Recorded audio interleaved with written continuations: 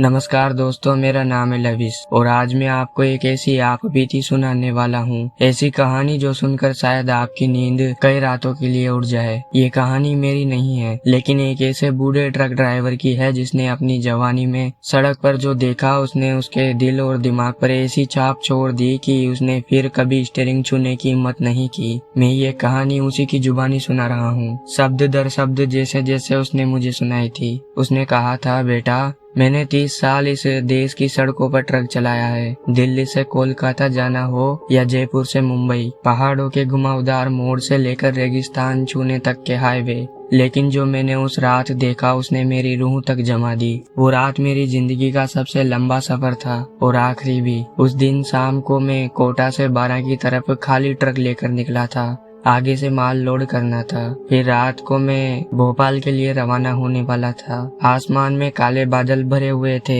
हवा में अजीब सी नमी थी और सूरज डूबते ही सड़क पर वो सन्नाटा उतर आया था जो सिर्फ ट्रक ड्राइवर ही समझ सकता है। सड़क पर इक्का दुक्का ट्रक और बसें गुजर रही थी, लेकिन जैसे जैसे मैं हाईवे में गहराई तक जाता गया आवाजें गायब होती गई। बस इंजन की गड़बड़ाहट और टायरों की घिसट सुनाई दे रही थी। मैंने अपनी पुरानी रेडियो टेप चलाने की सोची ताकि मन हल्का रहे, लेकिन जैसे ही गाना खत्म हुआ बीच में एक अजीब सी खड़बड़ाहट आने लगी, जैसे कोई भारी सांस खींच रहा हो, लंबी, ठंडी और सीधी मेरी रीढ़ से उतरने वाली। मुझे लगा शायद टेप खराब है, लेकिन फिर उस खड़बड़ाहट ने मुझे एक औरत की धीमी हंसी सुनाई दी, इतनी धीमी कि अगर इंजन बंद कर दूं तो शायद साफ सुन पाता। मैंने रेडियो बंद कर दिया, पर हंसी अब भी थी और वो अब मेरे पीछे केबिन के अंदर से आ रही थी। मैंने शीशे में झांक कर देखा और जो मैंने देखा उसने मेरे हाथों की पकड़ ढीली कर दी। शीशे में ट्रक की पीछे वाली सीट पर एक औरत बैठी थी। उसका चेहरा आधा अंधेरे में छिपा था, पर उसकी आंखें, भगवान कसम उन आंखों में कोई सफेद हिस्सा ही नहीं था, बस काले गहरे गड्ढे जैसे रात के अंदर रात हो। उसका सर थोड़ा तिरछा था, बाल गीले और बिखरे हुए जैसे अभी अभी पानी से निकली हो। मैं तुरंत ब्रेक लगाने ही वाला था कि उसने हल्के से अपना सिर उठाया और मेरी आंखों में देखती हुई मुस्कुराई। उसकी मुस्कान में दांत नहीं थे, बस दो लंबे नुकीले जैसे सूखी हड्डी के टुकड़े हो।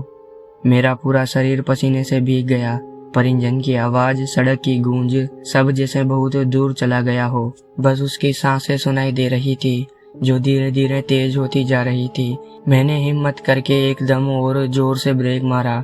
ट्रक सड़क के किनारे रुक गया और मैं केबिन का दरवाजा खोलकर कूद पड़ा। रात काली थी, सिर्फ हेडलाइट्स का पीला उजाला सड़क के एक हिस्से को रोशन कर रहा था। मैंने पीछे मुड़कर केबिन के अंदर झांका। खाली, एकदम खाली, पर सीट पर पानी के छोटे छोटे छींटे थे जो कि लाइट की वजह से चमक रहे थे, जैसे कोई भीगा हुआ व्यक्ति वहां बैठा हो। मैंने सोचा शायद थकान और अंधेरा मिलकर मेरे दिमाग से खेल रहे हैं, इसलिए ट्रक फिर स्टार्ट किया और आगे बढ़ने लगा। लेकिन कुछ ही किलोमीटर के बाद मैंने सड़क के बीचों बीच उसी औरत को खड़े देखा।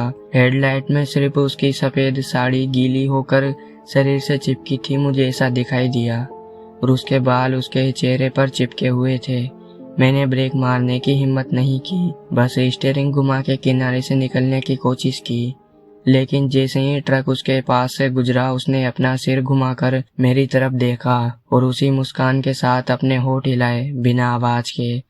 लेकिन मुझे साफ लगा कि उसने कुछ कहा, तू अकेला नहीं है। उसके होठों की वो हरकत मेरे सीने में बर्फ जैसी उतर गई, लेकिन मैं पागलों की तरह गियर बदलते हुए ट्रक को आगे भगाता रहा। सड़क पर अब कोई और गाड़ी नहीं थी, बस हेडलाइट्स का हल्का पीला गोला और उसके बाहर अंधेरा, इतना गहरा कि जैसे उसमें कुछ छुपा बैठा हो। हवा अचानक ठंडी हो गई। खिड़की से आने वाली हवा में एक अजीब सी गंध थी, सीलन, मिट्टी और किसी सड़ी हुई चीज की। मैंने खुद को समझाने की कोशिश की कि ये सब मेरा वहम है, लेकिन फिर मुझे पीछे से केबिन में एक हल्की सी खटखट सुनाई दी, जैसे कोई धीरे धीरे अपनी उंगलियों से लकड़ी पर कुछ बजा रहा हो। मैं जानता था कि मुझे पीछे देखना नहीं चाहिए, लेकिन डर के बावजूद मेरे हाथ रियर व्यू मिरर की तरफ चले गए और वहाँ सीट पर वही औरत बैठी थी। इस बार उसके होठ हल्के खुले हुए थे और मुझे लगा जैसे उसकी सांसें मेरे कान के बहुत करीब आ रही है, जबकि वो कम से कम 4 फीट पीछे थी। मैंने तुरंत मिरर नीचे किया, लेकिन उसकी हंसी अब चारों तरफ गूंज रही थी, केबिन में, सड़क पर, यहाँ तक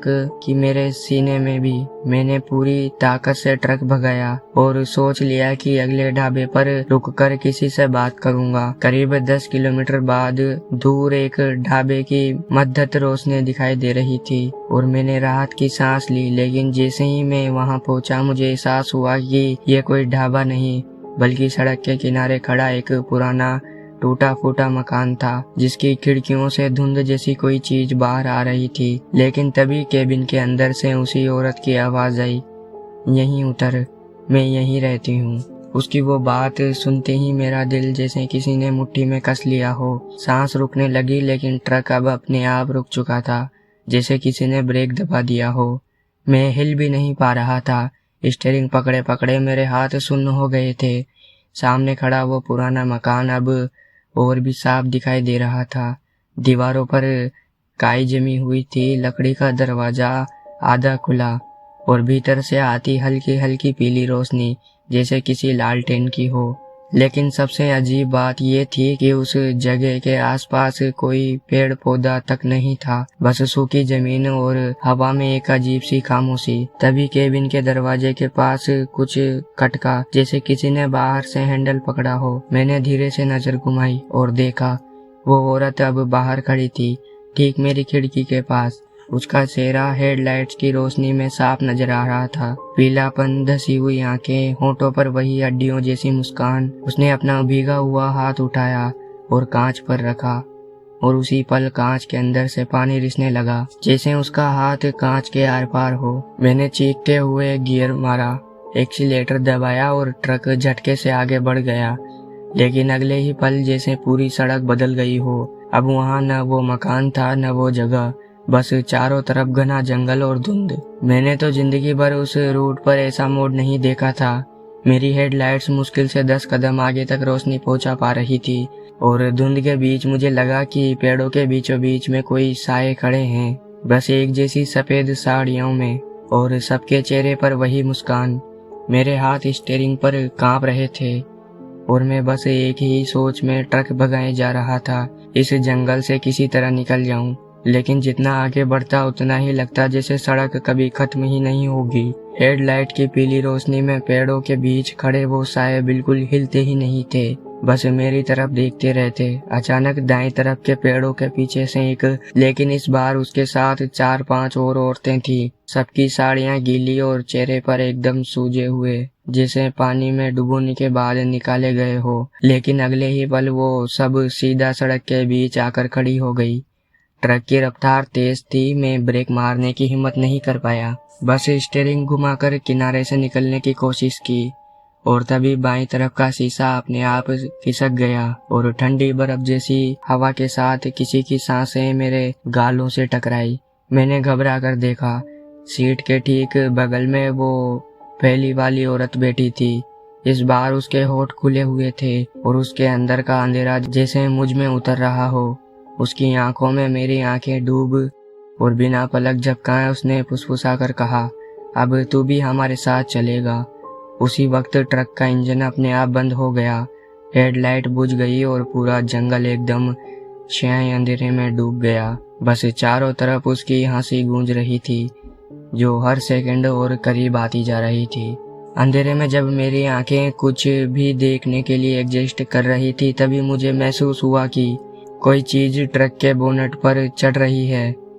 पहले हल्की सी चरमराहट, फिर धातु पर गीले पैरों की चिपचिपी आवाज, चप चप चप। मेरा दिल इतना तेज धड़क रहा था कि जैसे सीने से बाहर आ जाएगा। मैंने हाथ बढ़ाकर हेडलाइट ऑन करने की कोशिश की, लेकिन स्विच घुमाते ही बस एक नीली टिमटिमाती रोशनी जली, जिसमें मैंने उसे देखा। वो औरत ट्रक के बोनट पर उल्टी लेटी हुई थी, उसका चेहरा शीशे से चिपका हुआ और उसकी आंखों से गाढ़ा काला पानी बह रहा था, जो शीशे पर नीचे की तरफ टपक रहा था। उसने अपना मुंह खोला और उसके भीतर कुछ भी नहीं था, बस एक काला गहरा गड्ढा, जैसे किसी कुएं में झांक रहे हो। तभी केबिन के अंदर मेरे पीछे से कई हाथ मेरे कंधों पर आ गए। ठंडे, भीगे और हड्डियों जैसे कठोर। मैंने झटके से मुड़कर देखा तो 4-5 और औरतें सीट पे पीछे बैठी थी। उनकी सांसें इतनी ठंडी थी कि मेरी खाल सिहर उठी। मैं चीखा, गियर खींचा और किसी तरह इंजन स्टार्ट हो गया। ट्रक ने जोर का झटका खाया। बोनट पर पड़ी औरत हवा में उछलकर अंधेरे में गायब हो गई और बाकी के साये धुंध में पीछे छूटते गए। लेकिन मुझे पता था ये खत्म नहीं हुआ, क्योंकि इंजन के शोर में भी मुझे अब भी उसकी हंसी और कानों में गूंजती वो फुसफुसाहट सुनाई दे रही थी। अब तू अकेला नहीं है। मैं ट्रक भगाता रहा, लेकिन जैसे जैसे आगे बढ़ रहा था सड़क अजीब तरह से बदल रही थी। अब डामर गायब हो चुका था, बस कच्ची गीली मिट्टी का रास्ता बचा था और दोनों तरफ के पेड़ इतने पास आ गए थे कि उनकी टहनियां ट्रक के किनारों से टकरा रही थी। मुझे याद है इस रूट पर कभी ऐसा जंगल नहीं था। मैंने सोचा शायद रास्ता भटक गया हूँ, तो मोबाइल निकालकर लोकेशन चेक करने की कोशिश की, लेकिन स्क्रीन पर सिर्फ एक काली सफेद लाइन थी और कोई भी लोकेशन लोड नहीं हो रही थी। सिग्नल का तो कोई नामो निशान ही नहीं था। डर के बावजूद मैंने ट्रक रोका और नक्शा खोला, कागज वाला जो हमेशा डैशबोर्ड में रखता था। लेकिन उस पर जिस जगह में था वहाँ कुछ भी नहीं बना था, बस खाली पीला हिस्सा, जैसे ये जगह नक्शे पर मौजूद ही नहीं हो। तभी ट्रक के बाहर से किसी ने धीरे धीरे खिड़की पर दस्तक दी, टिक टिक टिक, और साथ ही एक भारी गीली आवाज आई, इतनी दूर आ चुके हो, अब वापस नहीं जाएगा।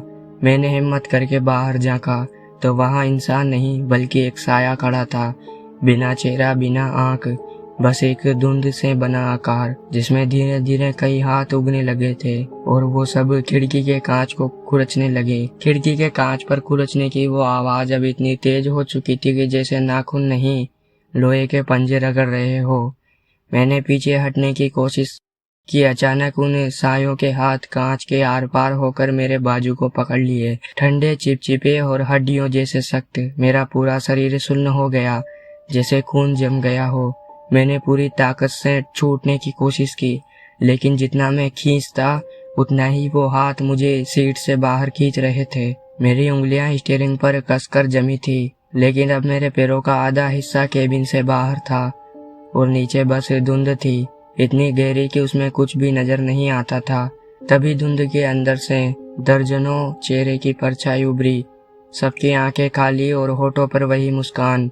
उनमें सबसे आगे वही औरत थी जिसने पहली बार मुझे रास्ते में रोका था। उसने अपने होठ हिलाई और इस बार उसकी आवाज साफ सुनाई दी, नीचे आ जा, यहाँ सब तेरे जैसे हैं। जैसे ही उसने ये कहा, नीचे की धुंध से कई और हाथ ऊपर उठे, मेरी टांगों को लपेटने लगे और मुझे धीरे धीरे अंधेरे में खींचने लगे। मेरी टांगें अब आधी धुंध में समा चुकी थी और उन ठंडे हाथों की पकड़ इतनी मजबूत थी कि हड्डियां चटकने लगी। मेरे सीने में चीख निकलने ही वाली थी कि अचानक इंजन ने अपने आप जोर से गरजना शुरू किया, जैसे किसी ने ट्रक को पूरी ताकत से चालू किया हो। मेरे हाथ अब भी स्टीयरिंग पर जमे हुए थे और अगले ही पल ट्रक आगे की तरफ झटके से उछला। खिड़की में फंसे वो साये का हाथ अचानक धुएं में बदलकर बिखर गया और मैं वापस सीट पर गिर पड़ा। ट्रक इतनी तेज रफ्तार से भागा कि धुंध पीछे छटने लगी और अचानक सब कुछ बदल गया। फिर से वही पुराना हाईवे, वही ढाबे, वही ट्रक की हेडलाइट्स का गोल पीला दायरा। मैंने ब्रेक मारा और सांस लेने की कोशिश की, लेकिन मेरा हाथ अब भी कांप रहा था। चारों तरफ सन्नाटा था, जैसे कुछ हुआ ही ना हो।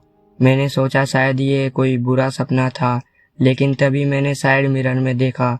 सीट के पीछे वो औरत खड़ी थी, वही सफेद साड़ी, वही पीलापन और होठों पर वही जमी मुस्कान। उसने धीरे धीरे झुककर मेरे कान के पास फुसफुसाया, कहा था ना, अब तू भी अकेला नहीं है। उसके बाद से आज तक हर सफर में, हर रात मुझे राइट मिरर में उसकी परछाई नजर आती है और मैं जानता हूँ कि जिस दिन मैं रुक गया वो मुझे भी अपने साथ ले जाएगी।